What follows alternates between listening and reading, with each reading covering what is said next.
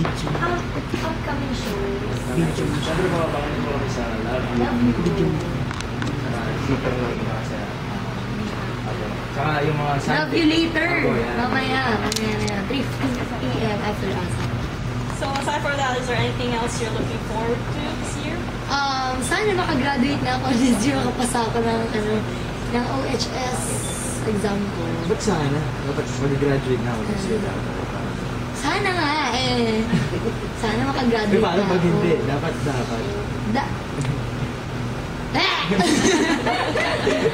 So that sounds great. Good to hear. I know you two are pretty busy today. We're preparing for later tonight, later today. So why don't you invite the people to come meet you?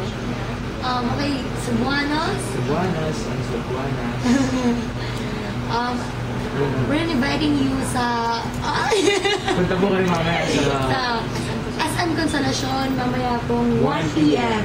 Alright. Kita-kits tayo dyan, ha? Tapos sa...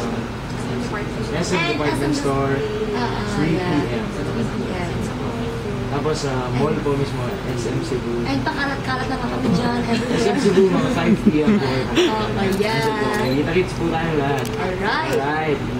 So there you have it, Southside, Karen, Ryan, Tracy, Strawberry. Thank you so much for being here. Once again, what's happening today in SM? Good morning again. Today, catch Miss Ryan and Mr. Ryan and Miss Karen of PBB Teen Edition 4. They'll be here at the SM Store Consolacion and the SM Store Cebu.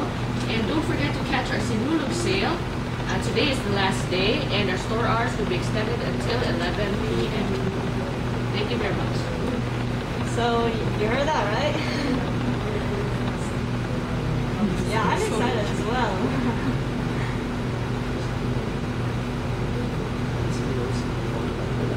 Hello? Yeah, I'm still here. Sorry, I was just mesmerized. Yeah, I know it's so hyped up here. Yeah, so everyone, you guys heard it. You heard it from Karen, you heard from Ryan, you heard from Miss Strawberry and Miss Tracy. Head over to SM today. Just head over. Okay, bye-bye. Thank you. Yay!